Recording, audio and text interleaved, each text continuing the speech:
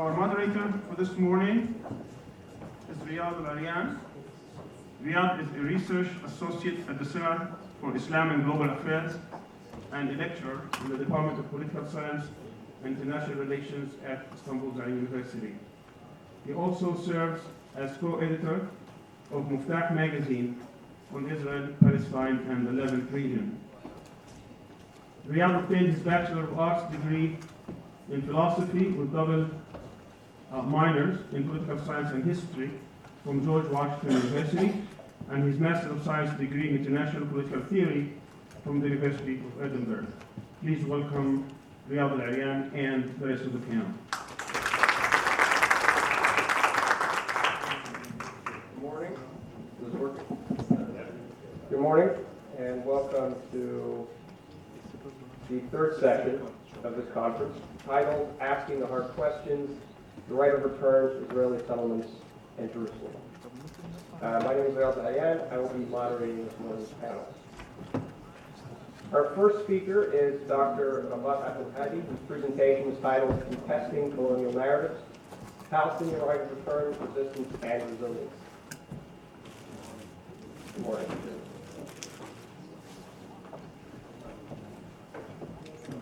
Dr. Abdulhadi is the Director and Senior Scholar in Arab and Muslim Ethnicities and Diaspora Studies at San Francisco State University. She is widely published with over 80 articles in 7 languages, is a founding editorial board member of the Islamophobia Studies Journal, the co-author of Mobilizing Democracy, Changing U.S. Policy in the Middle East, and is co-editor of several anthologies, including American Quarterly's Forum on Palestine and American Studies, as well as the forthcoming Teaching Palestine, Pedagogical Praxis and the Indivisibility of Justice. Dr. Abdulhadi is the Al-Shabaka Policy Advisor and serves on several boards, including the Afro-Middle East Center and International Advisory Board of World Congress and Middle East Studies. She received her BA at Hunter College in Women's Studies and Sociology, and her MA, MPhil, and PhD degrees from Yale University. Following Dr. Abdulhadi, we will hear from Dr. Ilan Pappe. This presentation asks, can Israeli settlements be dismantled? Dr. Pappe is Professor of History at the University of Exeter and the Director of the European Center for Palestine Studies. Dr. Pappe obtained his BA degree from the Hebrew University of Jerusalem in 1979 and his DPhil from the University of Oxford in 1984. His research focuses on the modern Middle East and in particular the history of Israel and Palestine. He's also written on multiculturalism, critical discourse analysis, and on power and knowledge in general. Professor Pappe is the author of many books, including the bestseller The Ethnic Cleansing of Palestine and The Forgotten Palestinians. Last but not least, we're joined by Dr. Tareq al-Suqaidan on his presentation titled Jerusalem, the Heart of Palestinian Existence and Struggle. Dr. al-Suqaidan is a Kuwaiti writer, historian, businessman, and Muslim scholar. He's well known throughout the Middle East and in Muslim communities across the world for his management and strategic planning training, as well as for his television shows and many appearances. Dr. al-Suqaidan was trained in the classical Islamic sciences in his youth. He lived and studied in the United States, where he remained for over 20 years, receiving a Bachelor's of Science in Petroleum and Natural Gas Engineering from Penn State in 1975, and a Master of Science and PhD in 1982 and 1999, respectively, in Petroleum Engineering from the University of Tulsa.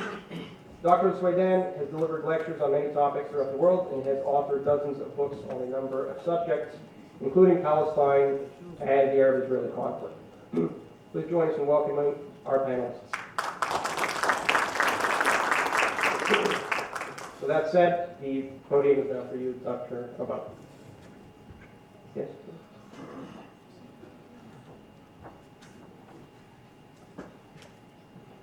Good morning and Sabah al-Khair. Salam Alaikum.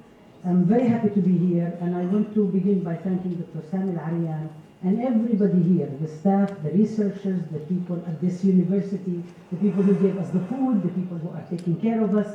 This is a collective effort, and I think it's really important for us to be able to come together in a thinking space, to think together in order to plan to do, not just to think and talk and research. I was in Palestine last week, and I heard a lot of discussions about the deal of the century Some people were saying we cannot do this because of this, we cannot do that. I was asking why can't we dismantle Oslo? Why can't we call for the dismantling of Oslo and basically give the keys to the Israelis back and say, here, you go collect the garbage, you go do everything else. And people were saying, giving all sorts of excuses, as if normalizing what is going on. And I'm not going to talk about all these issues, but I see them as colonial discourses. That is the topic of my discussion. And I see actually even engagement and responding to the deal of this century. That doesn't really concern us. We are not at the center of it. It doesn't concern us at all. Even that as a distraction and derailment of Palestinians. So with all due respect to everybody who's going to be discussing. On the other hand, we saw a lot of signs of resistance, which is going to be part of my topic. I was asked to speak about return, the right of return, and I know a lot of our distinguished speakers yesterday actually addressed many aspects of return. So I'm taking a different slide, and I'm particularly focusing on contesting colonial narrative, which is the topic here, Palestinian right of return, resistance, and resilience. In particular, I want to discuss the Zionist narratives that validate submission, subjugation, and defeat, and that seek to delegitimize Palestinian rights to their indigenous land and their rights as a people for self-determination, dignity, and justice. And in my discussion, I suggest some alternative counter-hegemonic readings of resistance, steadfastness, and resilience that are not liberation yet. This is the stage that we're in, that alters the ways in which we think about colonial narratives. And I see the two in a dialectical relationship. It doesn't have to be either colonial or anti-colonial. They're actually very much connected with each other, and I'll be able to discuss that. And so in some of my paper, the longer paper, and I'm going to abstract a lot of it, is I see the colonial narratives, anti-colonial narrative, and reject the post-colonial perspective. I have a serious problem with things called post-colonial, not only because Palestine doesn't fit in the post-colonial, but in itself, when people talk about post-colonial, they assume certain things of the afterward. And so I apply actually more Fanonian analysis, who has been called the post-colonial critic, even though he did not choose that title, but he's there, so people can assign all sorts of things to people who are there. Conceptually, I argue about the need to place indigenous people, colonized people at the center of analysis. And that alters the question that if we place Israel at the center of analysis. So if we say, what does Israel want? Would Israel accept this and that? Actually, we are answering different kinds of questions than if we place Palestinians and indigenous colonized people at the center of analysis. And I'm talking about Palestinians in all their totality. So if we talk about the right of return, we cannot just talk about the right of return itself. We need to talk about Palestinian issues everywhere they are. And I know people have discussed this. We need to talk about the ways in which we have been segmented by colonial borders. The 100 years since Balfour and since the British legitimization of Zionism on international perspective, the various chapters of colonialism on Palestine. But we are not talking about returning to post-size people. We're talking about a different kind of stage. And I don't know if we have time to do it, but actually thinking about Palestine transnationally. And I don't think we can think about Palestine except transnationally. In order for us to be able to think about the totality, the comprehensiveness of Palestine, the ways in which we can address the various aspects of Palestinianness. I also was very much inspired 2 weeks ago in Beirut at the Arab Council for Social Research, in which the Palestinian group came up with a project called Al-Musta'mara wal-Hudud, colony and borders, and they are contesting all of these issues. And we can talk about it later on. In short, I think that we really need to address the discourses, criticize the colonial discourses, which are Israeli-centric, and focus on Palestinian discourses. Saying that the right of return, of course, is non-negotiable. It is not inalienable. It's a red line, and a red line not in the sense of cliché, that people say a red line and they think that, okay, political leaders of the past have said that, and then we want to be innovative. We don't want to talk about anything of the old. Actually, it is a red line, and it is an anchor of the struggle for the Palestinians. It is not a utopian. The question of resistance is not utopian, nor is it idealistic. It's grounded in Palestinian reality. Even though we are suffering from segmentation, from a crisis of leadership, serious crisis of leadership that other speakers will discuss, but we do have, the Palestinian people have an overall commitment to resist and to not only to survive, but to actually liberate themselves. Okay? And I'm talking not out of vacuum, but actually even according to social movement theory, we are all scholars, we are also resorting to scholarship. Social movement theory talks about what does it mean to have, even when there is no leadership, how people actually resist and stay put until the time comes when we grow leadership. We also know that leadership is also very difficult to grow. And judging by Palestinian history and history of other colonized people, our leadership has been continuously taken away from us by assassinations, by killings, by deportations, by expulsions everywhere we are. So I think it's really important for us to think about all of this stuff before we say we give up and we say, okay, what can we do? We can do nothing, and so on. And take example from the people who are here. So I'm going to draw on some of my research. I'm not a historian. I do respect historical analysis. I was trained as a sociologist, but I actually do interdisciplinary work. I'm in the College of Ethnic Studies that actually is supposed to look at racism and race as a function of analysis and a structural way of inequality. I also think about it in terms of perspectives of resistance. What does it mean to have resistance? I draw, and when I say my research, I actually, when I talk about myself, I talk about we, because to signify collective work and so on, even though it is my research, but I really want us to challenge individualistic orientation, or career orientation, and to be able to be accountable to the people from whose life we draw our work and analysis. And I think, so I turn to indigenous studies that talk about how do we tell stories and who tells the stories. And do colonized people actually tell the stories in order to only validate themselves against colonizers, i.e. we have something to prove to the colonizers, to the Israelis, or do people tell the stories for a particular purpose in order to pass on information and knowledge and memories, collective resistance from generation to generation. So I'm taking a different track. And I'm very much inspired by Edward Said's call in his article, Permission to Narrate, and his whole life.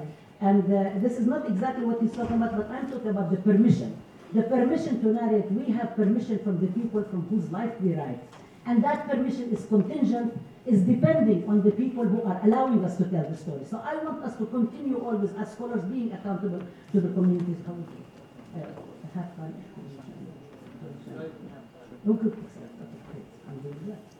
Challenge for myself. But it's also who narrates. For what purpose do people narrate? Who is the audience for our narration? Why are we talking to people? Who are we trying to reach?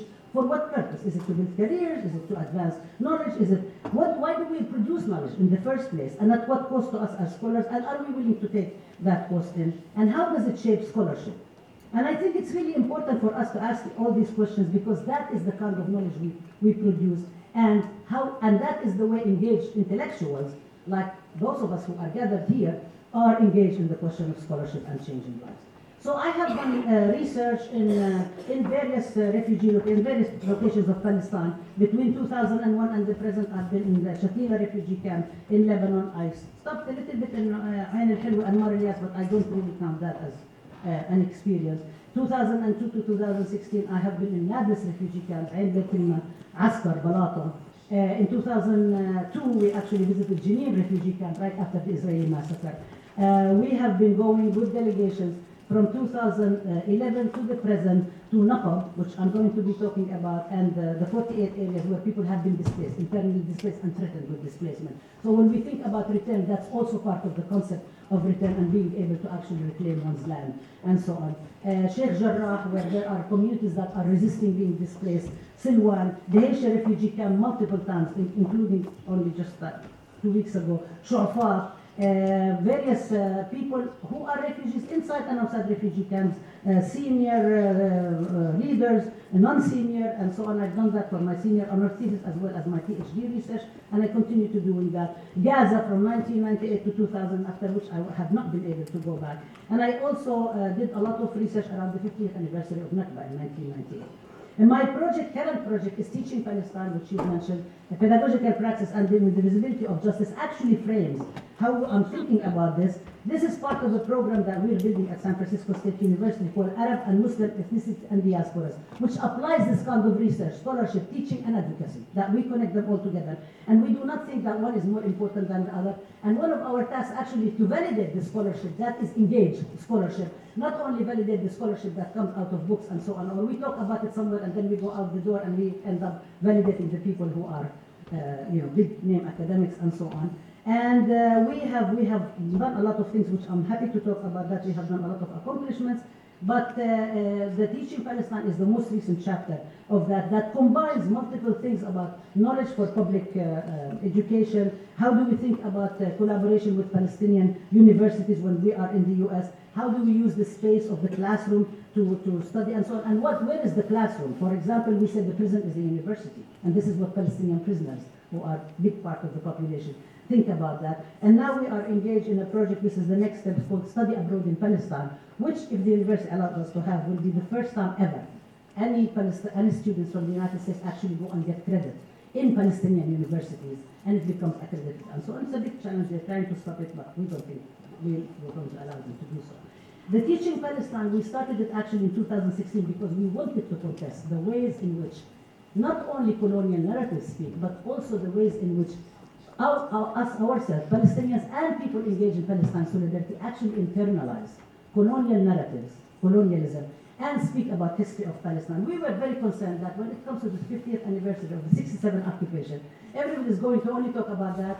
People are not going to be talking about Nakba. People are not going to be talking about the 10th anniversary of the blockade of Gaza. People are not going to be talking about the 35th anniversary of the Sabra and Shatila massacre and the Israeli invasion of Lebanon. People are not going to be talking about the promise of the Palestinian Declaration of Independence in Algeria in 1988, or the 30th anniversary of the Intifada of the Stones, or they are not going to be talking about partition, 100 years of Balfour, and so on and so forth. There is multiple ways in which we can actually fixate on particular anniversaries, and even also ask the question, why do we commemorate anniversaries and why they are important? Palestinians do that all the time, but then it's usually attributed in nationalism literature to some kind of people commemorating and then some silly actions and so on, and they talk about it in terms of festivals and spectacles and so on. But there is a particular reason for why people remember anniversaries, and that has to do with the question of actually reclaiming your rights.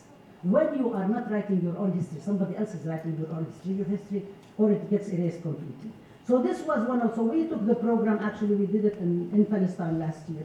We also connected it with, this is in Palestine studies. In US American studies, we actually looked at the history 50 years ago, where students at San Francisco State University, my own university, led the longest strike in history and demanded decolonizing the curriculum, which links a lot to the work that we're doing, and to have studies that represent communities' experiences that were complete, and was led by the Black Student Union and the Third World Liberation Front, American Indian Movement, Black Panther Party, many other groups, Lo Siente, they were all involved in it. And we are holding the university to that promise to decolonize the curriculum. So it means actually bringing this back to the academy, bringing this back, legitimizing it in the academy, and also in the scholarship. We took the project to Cuba, to Seville, Andalusia.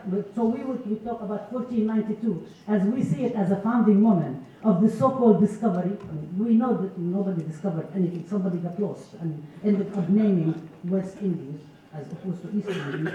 But it became the beginning of the settler colonial project in the Americas. And it's also the date of which the Inquisition and the expulsion of Muslim Arabs and Jews from Spain happened, which I think somebody talked about that, probably Professor Ilan Pappe spoke about that. And what do we understand? How do we understand where does Islamophobia begin? Does Islamophobia begin after 9/11, 2001? Or there are actually roots, historical roots that we can think about intellectually and then bring the studies together. So people who are doing American studies, indigenous studies, Black studies, Africana studies, Palestine studies, I don't like to use the word Middle East because it's Middle of the East to whom? Not to us, right? We're at the center of the universe. So if we think about that, and actually it becomes a very interesting and a very engaging, critical, engaged intellectual project that challenges the ways, boundaries, and area studies were created during the Cold War to actually keep us in our place. So we're also challenging what that means. We took it we did a project on women and war around the anniversary of Sabra and Shatila. We took it to the American Studies, National Women's Studies Association, to the lynching museum in Montgomery, which was also one of the museums that gave the award to Angela Davis, who was speaking about Palestine and then took it back and then gave it back to her and so on. And by the way, Angela Davis went to Palestine the first time on a delegation we organized. So this is where, so this is why this stuff is quite important. So these are the things that I'm going to, I want to give a few examples about the ways I see colonial narratives and contesting colonial narratives in Palestine, and just end with a couple of questions.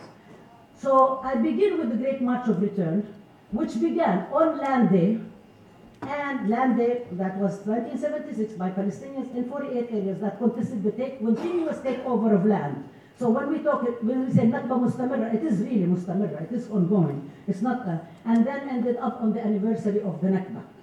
And to me, there is a couple of things to say. One is that I saw what was happening with the Great March of Return as a response to the call issued by Palestinian poet Tawfiq Zayyad, who said, Unadikum. I, in the 48 areas, I'm calling upon the people. So there is also a place, when we're doing this, also a place of poetry, also a place of literature. All of these things are signs of resistance. But I also found it very interesting because the way the New York Times was portraying the Great March of Return, and one article they said, it's a picnic. Palestinians go to the border and they have picnics and so on in order for them to dismiss the seriousness of the claim of return. It's very interesting because I saw it as families when I was watching multiple presses, as families creating zones of possible, different, imagining the impossible, imagining the possibility of returning, and passing on the oral histories from older people to younger people. My discussion also includes a lot of discussions of cemeteries, but before I do that, I want to talk about another site, which is the Naqab, and Al-Hiran, a little village in the Naqab, and the martyrdom of Yaqub al-Qi'an, who in the colonial narratives, if people remember, he was martyred on January 18, 2017. He was told that he's a member of ISIS. The Shem Bayt came up with all sorts of things, again, to dismiss, to draw on Islamophobic, war on terror narratives, to actually dismiss the legitimate claims of Al-Hiran. Al-Hiran is being threatened by destruction because the Israeli government, the Jewish National Fund actually, which is, it's not a government, it's broader than the government, wants to establish a settlement called Hiran. And the village itself has been consistently, the village as well as multiple other, some people say 38, some people say 46 communities inside the 48 areas that are being threatened by complete displacement. And I have I can share with you a lot of more things, but it's what's really interesting to me in all this, the narratives. I could not find Hisam Abu Qi'an. Hisam Abu Qi'an is the first wife of Yaqub Abu Qi'an. Everybody talks about the second wife, Dr. Amal, the modernized doctor who was there, but nobody talks about Hisam Abu Qi'an, who stays put, who has 10 children, who's educating them, who actually drives without a license, who's actually taking care of everything else. So even when we do our own narratives, we don't dig deeper to see who are the people. We actually met with her last year on the delegation to Palestine. And so, this is part of the villages that defied the proper plan, that actually are staying put, and they have the solar panels and so on in order to continue to survive. It's a question of survival, and actually it was possible for us to go there because of resistance, because of community organizations like Adala, who organized for us to go and visit there and visit the grave of Yaqub Abu Qi'an and Isa Abu Qi'an. So this is another question of how colonial narratives and how colonial understanding actually shapes and frames the way we even think about things, and what is it that we look for, we don't look for. The next image also comes from a cemetery, and it's actually quite important in terms of for comparative analysis, is the story of Dalal al-Mughrabi and the need to return the bones, because when you're talking about repatriation and return, you talk also about the effects of people. Dalal al-Mughrabi's bones are still held in a numbered cemetery by Israeli colonial powers, and they refused to return it. They promised the family, when there was a prisoner exchange along with bodies with Hezbollah in the south of Lebanon, to return it. However, they did not. And her mother, and I'm talking about cemeteries because I'm talking about the PLO cemetery in Shatila, outside Shatila camp, where her mother is buried. But her mother was buried without being able to actually put her daughter to peace, to rest.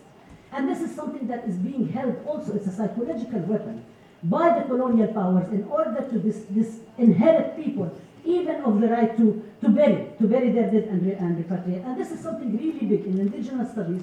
It's also very, and I see the South African, some of the South African comrades are here, but not all. But this is very also interesting, is what happens when you really have real, at least part of your liberation agenda. So in South Africa, Sarah Barton, I think some of you may know who take women studies, she was kidnapped in 1810 from South Africa. The colonial narrative says that she agreed to go with the British to be displayed in various places. She died when she was 26 years old in 1816, and her remains are displayed in the Museum of Man, the Musée d'Homme, in Paris has been displayed from 1816 to 2002.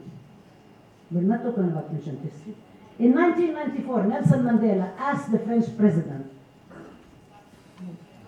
to repatriate her bones, and on the Women's Day in South Africa on August 9th, 2002, she was buried. Her bones were finally repatriated to Cape Town.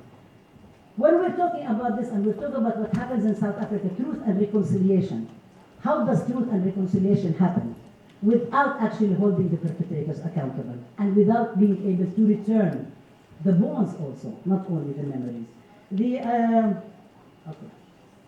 I'm going to, I'll talk about this some other time. I was going to talk about Ain Hall, which is a village that wasn't destroyed in 1948, but made an artist colony where they have an olive press from the Palestinian village, and the ways in which one of the elders actually stood outside of the cemetery and told us the stories, and his child and his grandchild were standing there and listening to the collective memories that were passed. In a sense, actually turning colonial narratives to narratives of resistance. I was going to talk about Shatila, where the children actually defined the places from which they came. And they met, the children of Shatila, with the children of the Haitian refugee camp at the borders in 2000 in Lebanon, after the South Lebanon was liberated, at Bawabat Fatma's Gate.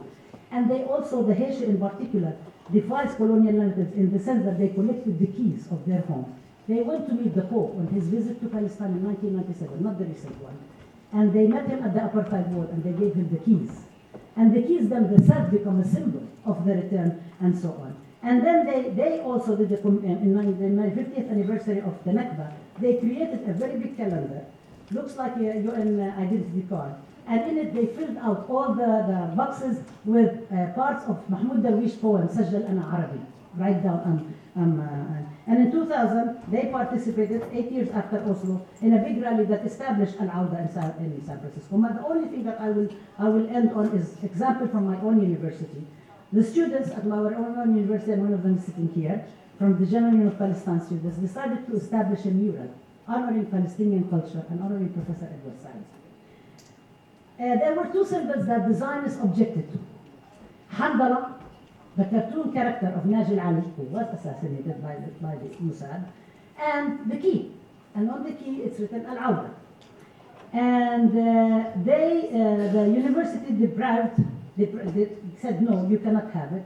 And we ended up having a mural without Handala and the key. However, on the day the mural was inaugurated, students, Palestinian students, and their allies came to campus. Every single one of them was wearing the t-shirt with Handala on it. When the Palestinian students organized a support for Palestinian American students born and raised in the US, some of them don't speak Arabic, mind you. When they organized support for Palestinian hunger strike in 2017, the sign was Handala. And when American students, US students, the student government organized a big campaign against hate and the targeting of all of us at San Francisco State by Canary Mission and David Horowitz, the sign for upholding Palestinian justice and solidarity was Handala. This is what it means when the rest of the people are joining the world, the community, the rest of the people in the US, the joining community. The last thing I will say, how people do not forget, and they continue. At the National Students for Justice in Palestine conference, one of the kids who picked me up from the airport told me, I said, where are you from? He said, I'm Muhammad al-Kurd. I said, how are you related to Nabil al-Kurd, who's holding the fort at Sheikh Jarrah? He was her grandson. He's studying in the US, comes from Sheikh Jarrah, lives somewhere else. The diaspora continues to participate. People everywhere in Palestine participate. And it's not a utopian vision. It's not an idealistic vision. It's a vision of justice for all. Thank you.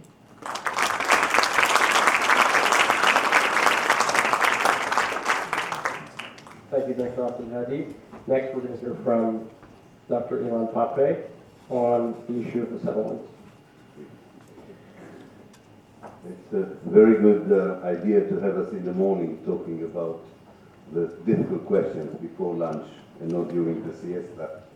I think we are all awake and hungry and angry, and this is a very good, these are conducive circumstances for talking about these issues. I also think that we should all be aware about language. And of course, the word settlement has so many meanings in the Palestine context. We can talk about the colonies that Israel built after 1967 in the West Bank and the Gaza Strip, and in a way, as Professor Alarian mentioned it, if it's from the Oslo Accord perspective, then when we talk about settlements or dismantling settlements, we are talking about these particular Jewish colonies. But the whole Zionist project is a project of settlement. So are we asking the question, can the Zionist settlements be dismantled? Is there a difference between the Jewish colonies built in 1948 on 78% of Palestine and existed 19 years before the new settlements were built in the occupied West Bank?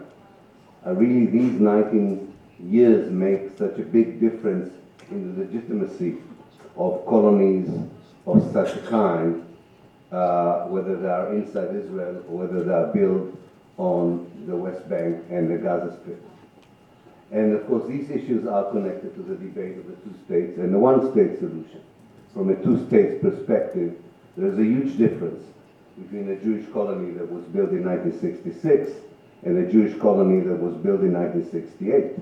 From the one-state perspective, both of them are Jewish colonies, and they have to be dealt with in the same way if we're talking about a vision of reconciliation, peace, and justice. So for that purpose, I would argue that in order to answer the tough question that Professor Ariel has posed to me for this conference, I will rephrase the question. Is decolonization possible in Palestine in the 21st century? And this will be the topic of my short talk this morning. So decolonization is associated, and quite rightly so, with a specific historical period when the huge empires collapsed and were dismantled. However, with the appearance of critical works on the post-colonial period, and with the realization that colonization can take different forms long after empires collapsed and the physical occupation came to an end, it seems that quite a few scholars appreciate that decolonization was not a closed chapter, but a current reality. Decolonization has thus become a popular and a profound topic in the academic world, informing the production of knowledge, engaging with the colonialist and post-colonialist periods. Decolonization also re-emerged as a clear political program for social movements in places where the former empire was still controlling crucial aspects of life. And it was in particular a potent idea in settler colonial realities. This was and still is the discourse that accompanies, the discourse of decolonization is still the one that accompanies the struggles of native people in Mexico, the First Nations in Canada, the Aboriginals in Australia, and the Native Americans in the United States. Decolonization as an actual physical process on the ground occurred recently in two places, Algeria and South Africa, but not in Palestine. These two historical developments energized the dialectical relationship between the actual decolonization of settler colonial projects on the ground and the production of knowledge about them. Recently, quite a few scholars have framed the Zionist movement, as I pointed out yesterday, as a settler colonial movement, and Israel as a settler state. From this perspective, Israel as a settler colonial state, if this framing is accepted, and I think for this audience this framing is accepted, is a project that could, in potential, still be decolonized.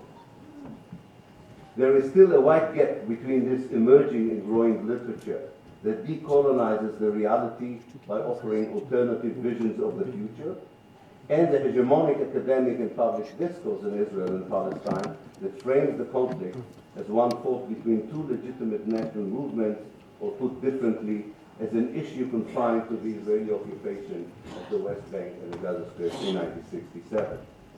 Therefore, until now, mainstream academia, and for that matter, mainstream media and the politicians involved in the so-called peace process regard decolonization as a political position towards the future and not as a possible scholarly framing of the conflict.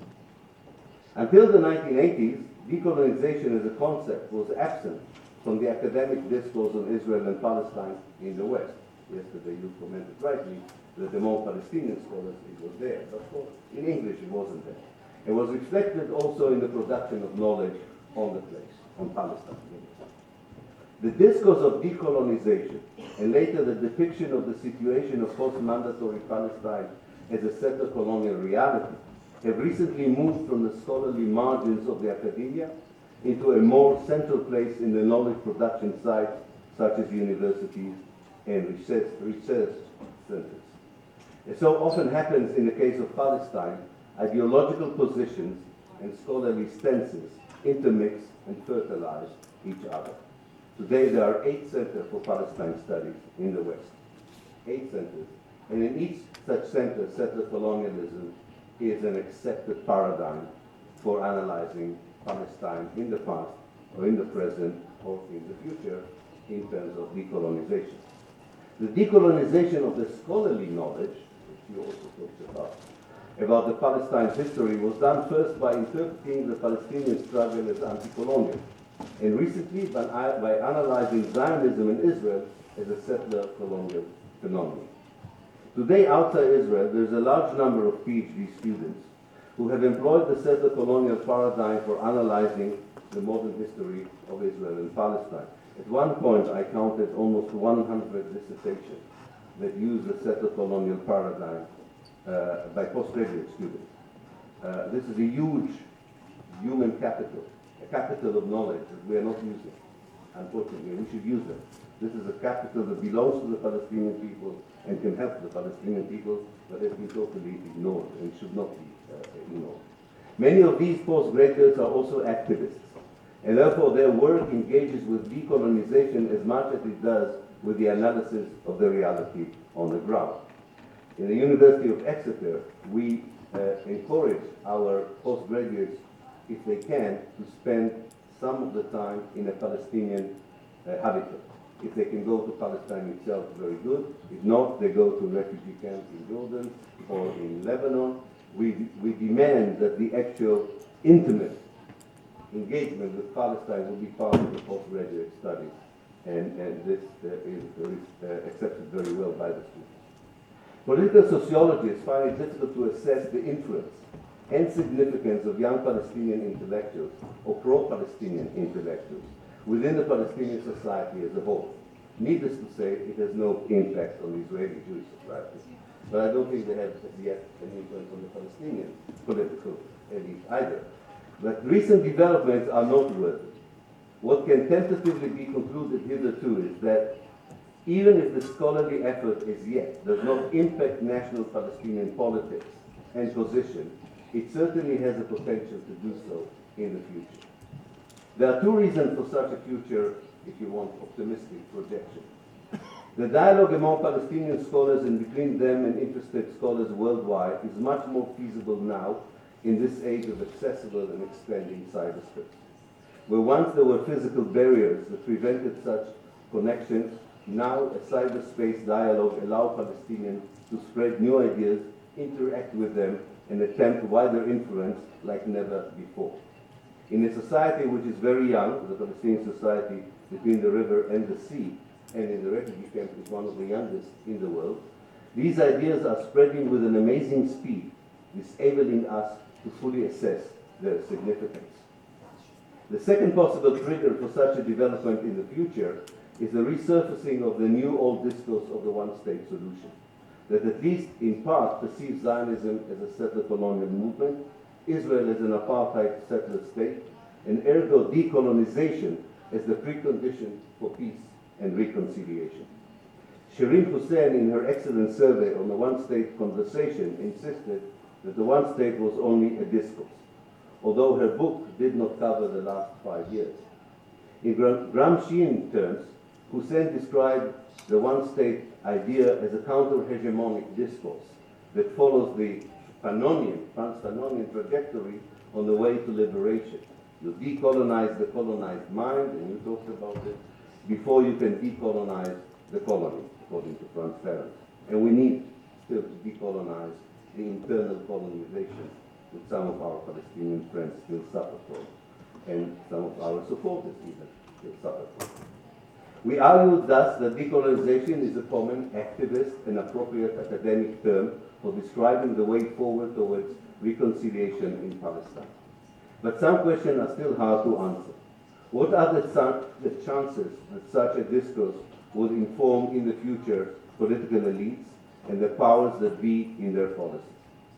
Does this discourse have a realistic chance of changing the reality on the ground? Will this conflation of activism and scholarship be able to impact the Palestinian political discourse? I don't have to tell you, all the official bodies representing Palestinian communities, whether it's Palestinian members of the Israeli Knesset, the Palestinian National Authority, the PLO, and even the Hamas, endorse the two-state solution. Moreover, decolonization as an appropriate term is also absent from the vocabulary employed by those in the international community engaging with the efforts on finding a solution to the Palestine issue. And there are only a handful of anti-Zionist activists in Israel who converse in this language. However, there is a Palestinian consensus about the nature of the struggle, be it for one or two states, whether there is no peace process and no prospect for it in the near future. The struggle, unlike the desired solution, which is debatable, but the struggle itself is framed as a stubborn, sometimes bloody, sometimes violent journey that since the arrival of Zionism in Palestine became a way of life. The interplay between the hope for any settlement and the level of the struggle is an important factor, affecting not only the reality on the ground, but also the conversation about alternative solutions. The absence of that hope pushed forward this conversation and also produced a new dictionary. This dictionary replaces the concept of peace with decolonization, reconciliation with regime change, occupation, colonization, and the Nakba with ethnic cleansing, among other entries. The new dictionary is now employed extensively by young scholars writing on settler colonialism in Palestine, but not only by them. It is becoming an acceptable prism through which Palestinians all over the world and their supporters view the future. Recently, some of its entries, so to speak, were inserted into the discourse employed by journalists, pundits, and politicians engaged with the question of Israel and Palestine. Note few of the recent articles in the New York Times, in The Guardian, a few conversations on CNN even. Suddenly you can see these entries in this old new dictionary are being employed by people who before thought that employing them would hurt their own reputation or career. The spillover of the new dictionary and the discourse of decolonization into more mainstream venues is caused by 5 discrete processes that should they continue and intensify, this new dictionary will become more acceptable and maybe even predominant. This scenario depends on the development in these 5 areas. And I will finish by pointing to these 5 areas which make me very optimistic this morning, because we were so pessimistic yesterday. I decided before I leave, and I apologize that I leave in the afternoon, I would tell you that I'm optimistic about a free Palestine in the future. And here are the 5 developments which I think we should follow very carefully that would enable decolonization to become the framework and not the peace process, reconciliation, and all the other words that were produced by the industry that came to its ad absurdum manifestation in the Oslo Accord, unfortunately also supported by some of our best Palestinian friends. The first development is the incremental delegitimization of the current Palestinian representative body. While writing the final version of this talk, demonstrations recurred in Rabab against the corruption of the PA and against the Hamas in the Gaza Strip.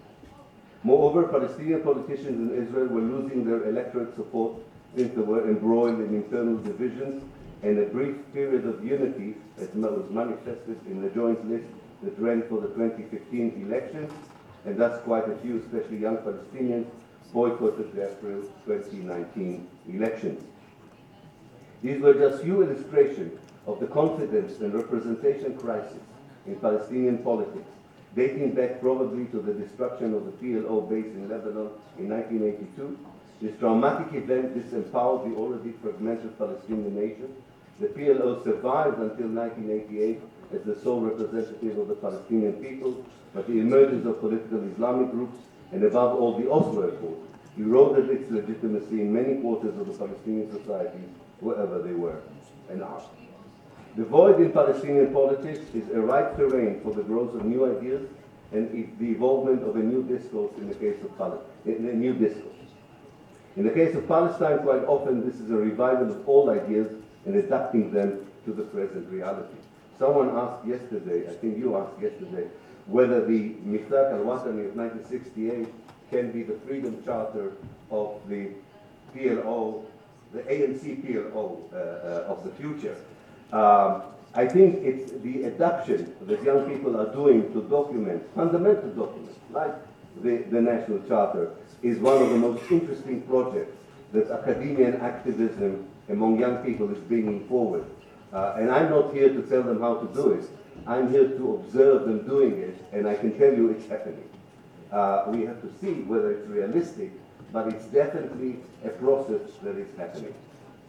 More and more voices are now heard that are calling for a one-state solution, even among PA leaders. The recent one was Tawfiq Pirawi 3 days ago. And liberals in Israel and the West, certainly not among liberals in Israel. More and more voices are now heard that are calling for the one-state solution, even among PA leaders and Palestinian politicians inside Israel. In the case of the official representative, it is articulated as a threat to the liberals in Israel and the West that if the two-state solution fails, Israel would have to become a non-democratic apartheid state all over historical Palestine. This is the main argument you can hear in the West Bank against the one-state solution. If we accept it, we create an apartheid non-democratic state. For others, it becomes the preferred model, that is, a non-apartheid, one democratic state.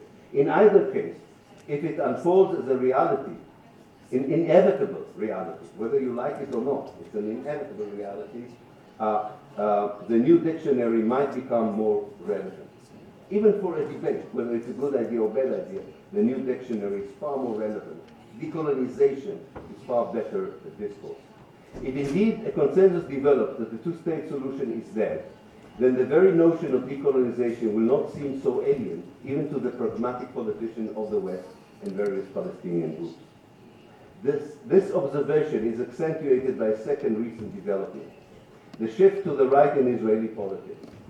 Such a shift is accompanied by intensive Judaization of the West Bank and by other discriminatory policies towards the Palestinian communities on both sides of the Green Line that create a de facto one-state solution. Political activism in Israel on the Palestine question hitherto was about the question of whether to withdraw from the 1967 occupation or not. It could alter as a result of this new development and generate a public debate on the nature of this one state that at present moves towards becoming an apartheid state if it is not already a proper apartheid state. The third process is the other side of the political development in Israel, and this is the disappearance of the Zionist left, a process that began already 20 years ago. I already said 20 years ago that if you know a liberal Zionist, take care of them because they are a extinct creature and should be protected because we would like to watch them later from an anthropological point of view. This is an aberration, an abnormal existence. It's like an enlightened colonizer. Seen from within the paradigm of decolonization, and for that matter of settler colonialism, the Zionist left is what Alarian called the leftist colonizer. These are settlers who remain within the ideological framework of colonialism, or in our case, settler colonialism, and either willingly or reluctantly, in the words of Alarian, are still, and I quote, part of the oppressing group and will be forced to share its destiny, unquote. Accordingly, and again I quote from him, even if he, the leftist colonialist, is in no way guilty as an individual, he shares a collective responsibility by the fact of a membership in a national oppressor group, unquote. The most important shield that protected Israel for years is liberal Zionism, not right-wing Zionism. Liberal Zionism is the one shield that immunized Israel from any comparison to apartheid South Africa, from any international sanctions. It is gone. The shield is gone. It will be very interesting to see how Israel fares without that shield. There is no more Shimon Peres. There is no more liberal Zionist gibberish that tries to obfuscate the reality on the ground. In many ways, you don't need Michel Foucault anymore to explain to people what Zionist colonization is all about. The leftist colonizers, namely the liberal Zionists, are more susceptible to believe that the international law is not challenging their ideology. More specifically, it does not challenge the privileges granted to them by the settler colonial state. Moreover, the belief that an improved settler state, in conjunction with international law, would lead to the necessary changes on the ground. In the April 2019 election, the number of anti-Zionist parties, the Arab parties, was the same as that of left Zionist parties. It seems that being a left settler or colonizer or a liberal occupier is not an attractive option anymore for the Israeli electorate. Let me move very quickly just to the last two processes, and with this I will end. The fourth process is also intertwined with the previous three ones. This was the decline of the peace process, the Pax Americana, that had been attempted since 1967.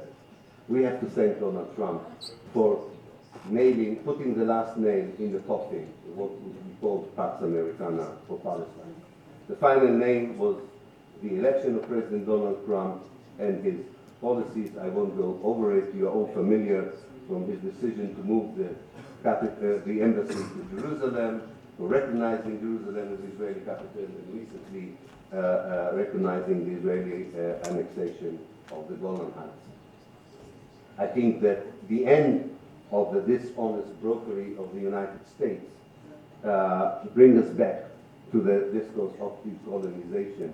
If the liberal Zionists were one obstacle for talking about the end of Zionism and decolonization, the American peaceniks, if you want, that took over the peace process from 1967 onwards were another group of people who shielded, immunized Israel from being regarded as a settler colonial project and thus peace as a decolonization. And finally, with this I would end.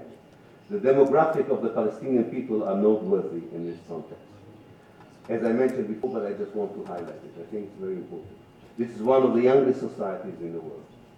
The UNFPA already noted in 2015, and I quote, Palestine is facing a period of rapid population growth and large youthful population with 69% below the age of 29.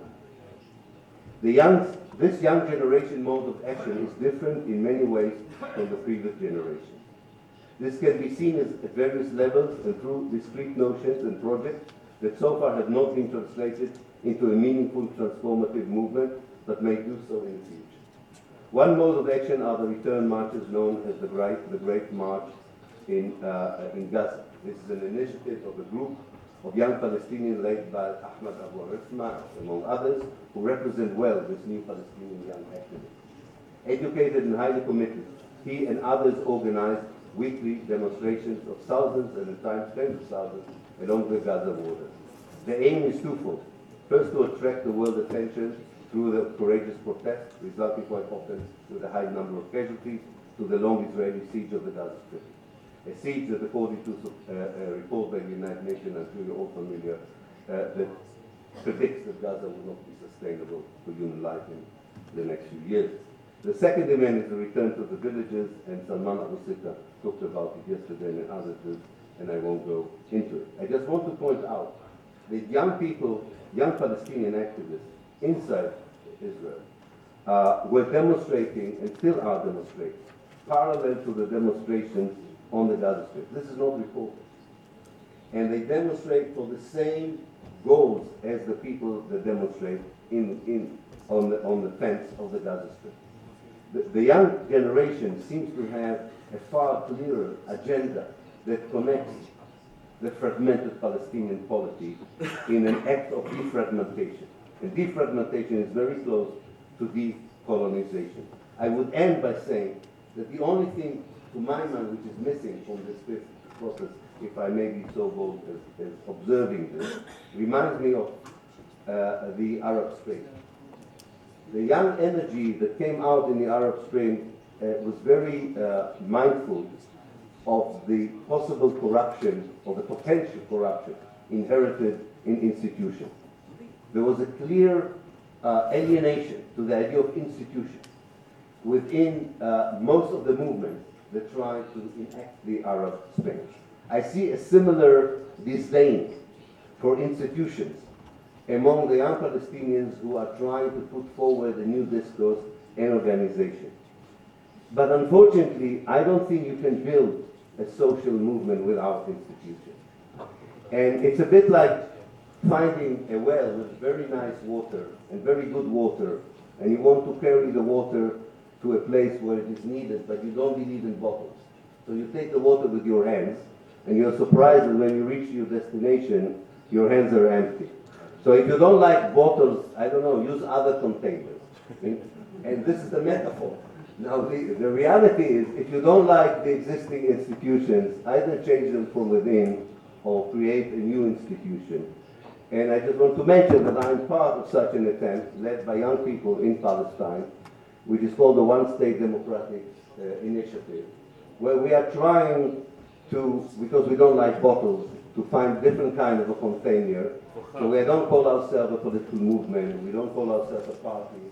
We're still looking for a word that would satisfy young people's total mistrust in institutions while realizing that without institutions, you don't dismantle the colonialist project of Israel and Zionism, which its due date, I think, is overgone, has long passed. And I'm very hopeful that this young generation would succeed in doing what we have failed to do since Zionism appeared on the shores of Palestine in 1882. Thank you.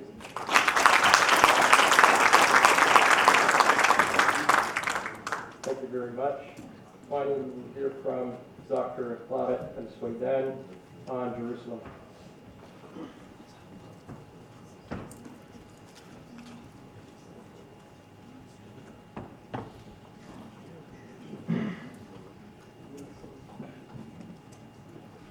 Salam Alaikum.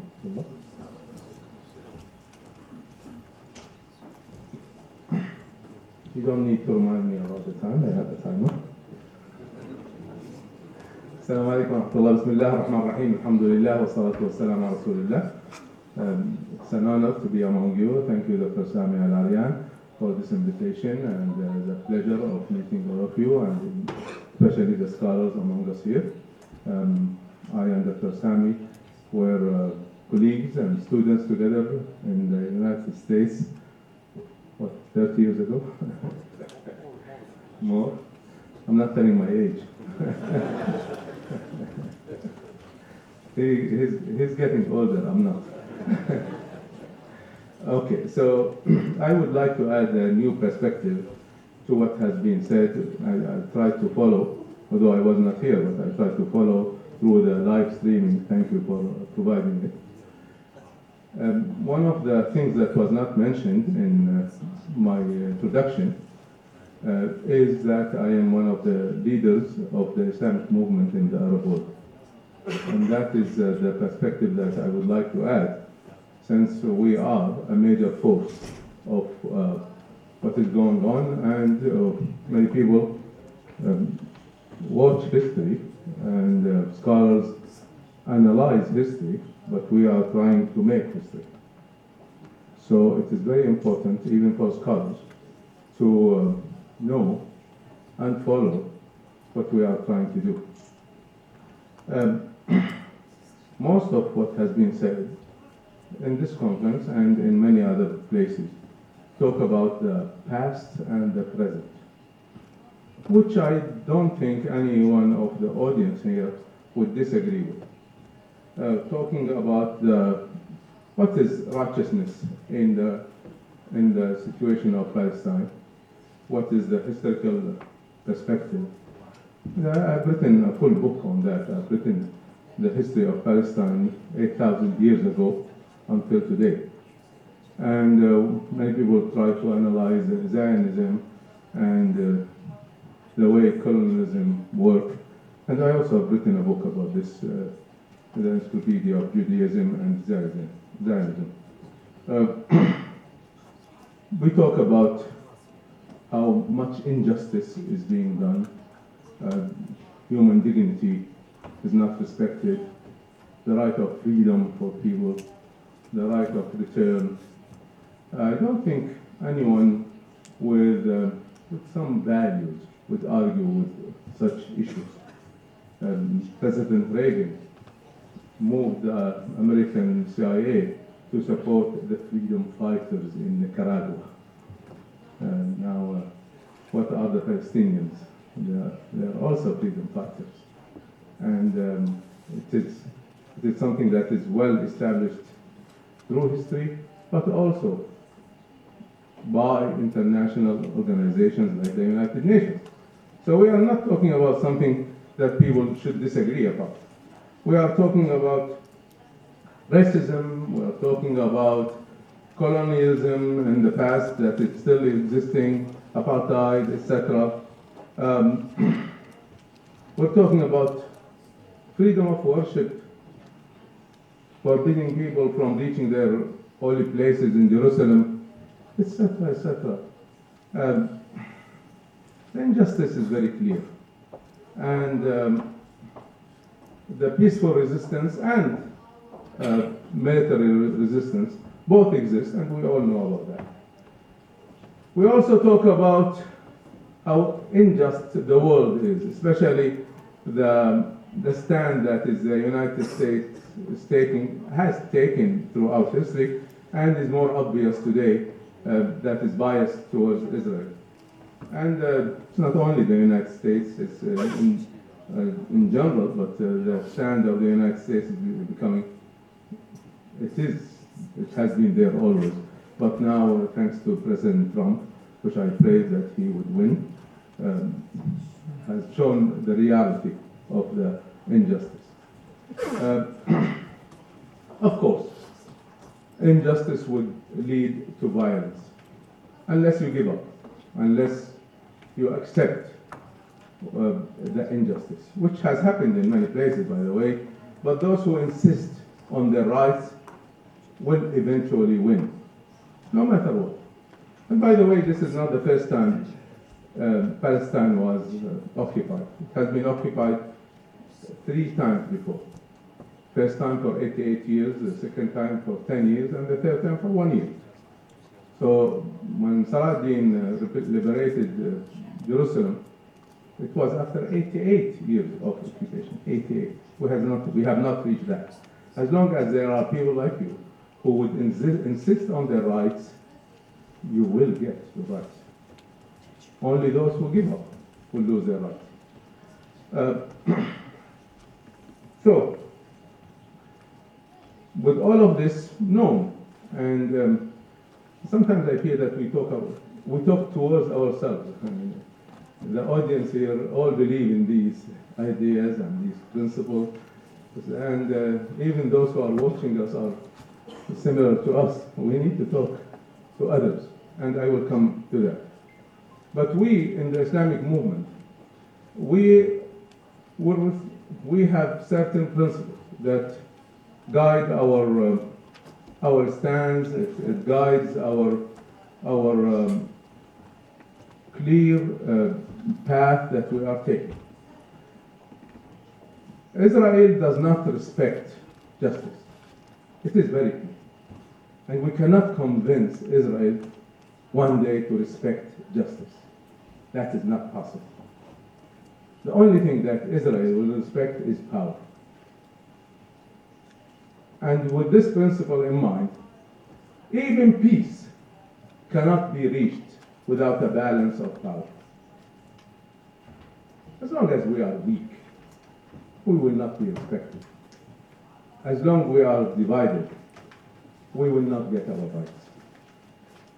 And with that, it should be very clear that the rights of the Palestinians would not be given. It has to be taken. And this will lead us to our strategic vision, and that is Palestinians cannot liberate Palestine. There are the front fighters, the head of the spear, if you'd like, but they cannot do it by themselves.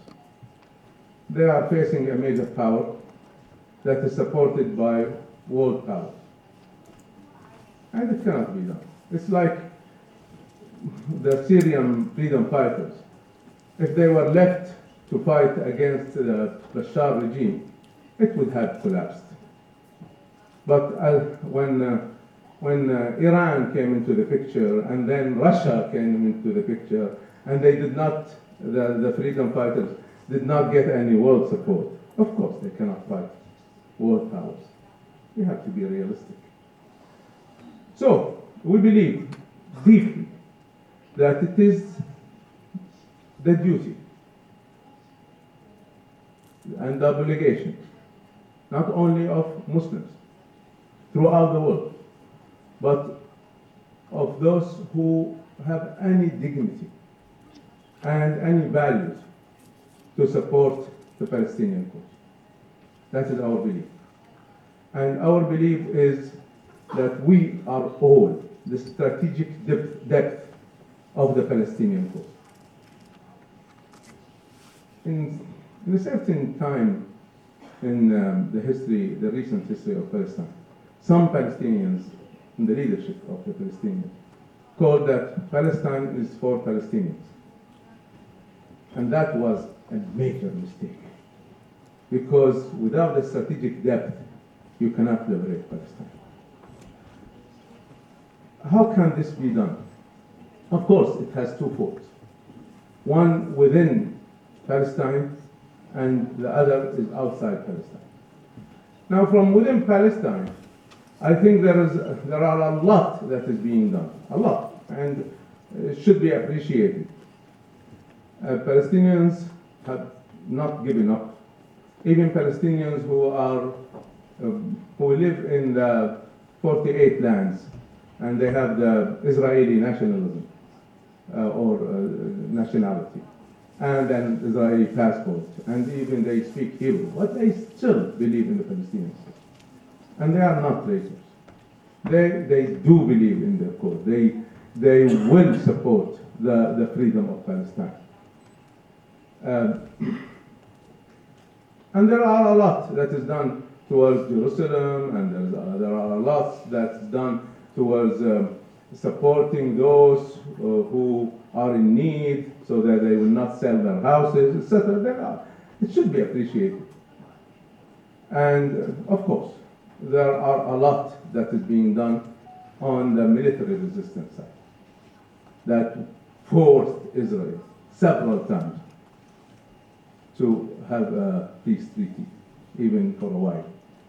And that is why wars did not continue. It did not continue not because Israel believes in peace, but because there was at least a power that would oppose them and help them. Otherwise, they would not stop the war.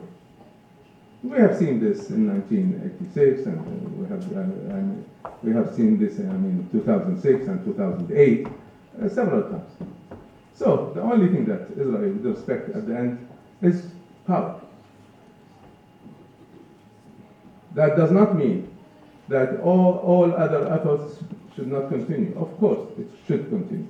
And academia, changing the mind, changing the philosophy, changing the values, are the basis. Intellectualism is the basis of freedom, of the French Revolution. That would not have happened without the philosophers that preceded it. So, of course, what you are doing is major. But I would really, really advise that you should look at the true picture. And I have not seen a lot said or being analyzed about the Islamic movement, which is the major player right now outside Palestine and even inside Palestine. Coming to that, what can be done outside Palestine? It is twofold. The first one is changing the political stand of the Arab countries towards Palestine. What is going on today is that really the Arab countries are very weak, are very divided, and most of them have direct or indirect relations with Israel, and no pressure is being done on Israel. As a matter of fact, all the pressure is done on the Palestinians, not Israel, by the Arab states. This is totally unacceptable to us, and we will not tolerate it, and we will not stop until we change it. This is the stand of the Islamic movement. Now, we believe in peace. We believe in the way that is done in Algeria today. Major change with peaceful means. We don't believe in violence.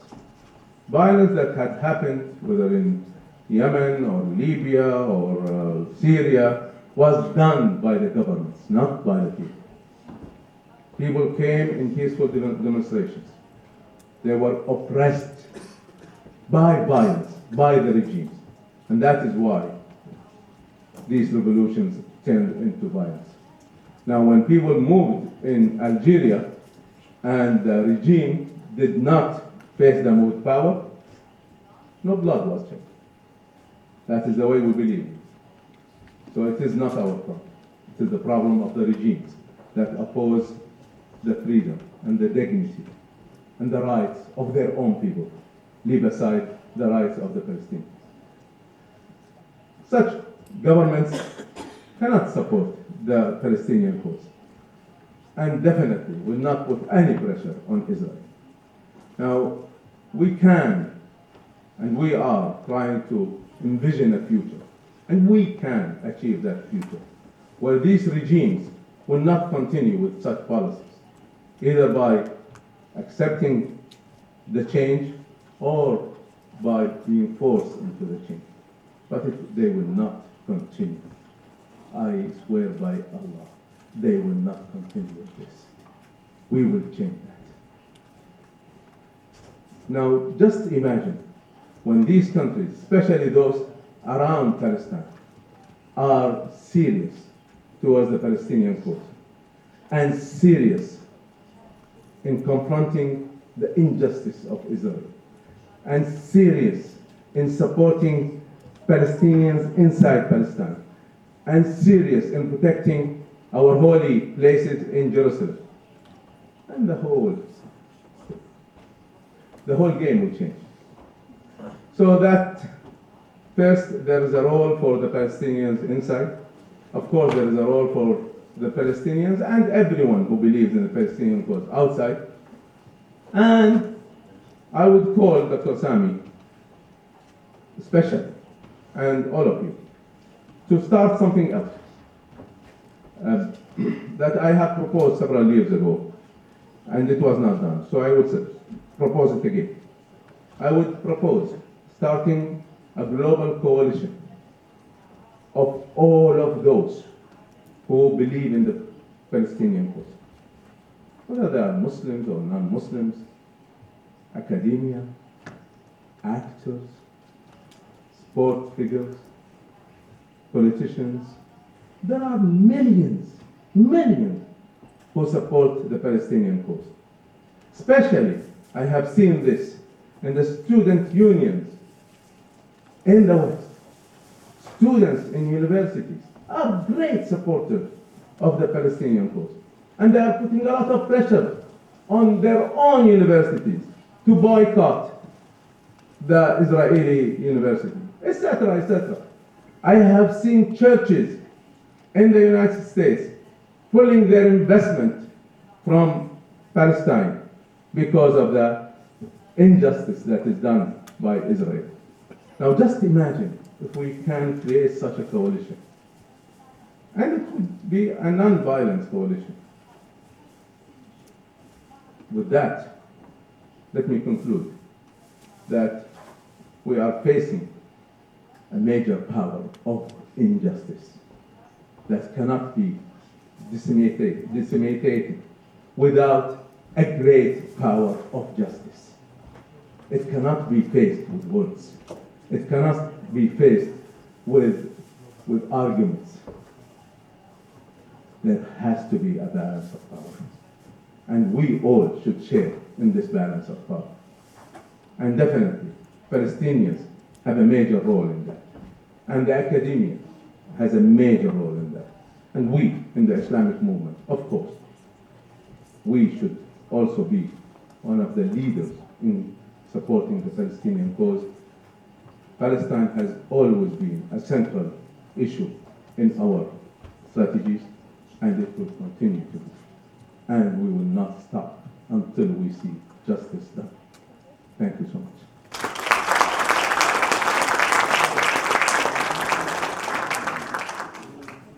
A big thank you to our panelists. We're going to open it up to questions and answers now. I'm going to ask that you limit your question to 90 seconds.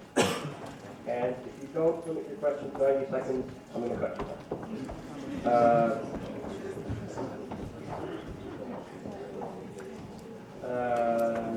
Does that include the answers also? Speakers will have about 5 minutes to give their answers. Each, 5 minutes each. So, yeah, we can take questions from there. And we're going to take the questions all at once, so if you can just write down the questions, speakers can write down the questions. Yeah. So please say your name and where you're coming from, and keep your questions nice. My name is Yasmin, and I come from Canada. So thank you for this great effort. My question is about, so what you're doing is great in keeping the story alive, and we'd like to keep the story alive as well all over the world. And like Dr. Tareq said, it's not good to just speak to ourselves, we have to speak to the world. So Dr. Abdulhadi mentioned the Canary Mission and other organizations who detect and document all efforts of scholars like yourselves in documenting and speaking on behalf of the Palestinian people, but they always paint it with the anti-Semitism, and they wave this card, and they have the power, those organizations have the power to stop speakers from coming into countries to speak, and on campuses specifically. So what can we do about this to be able to tell the story and keep it alive and without having to face such pressures? Okay, thank you. Victor.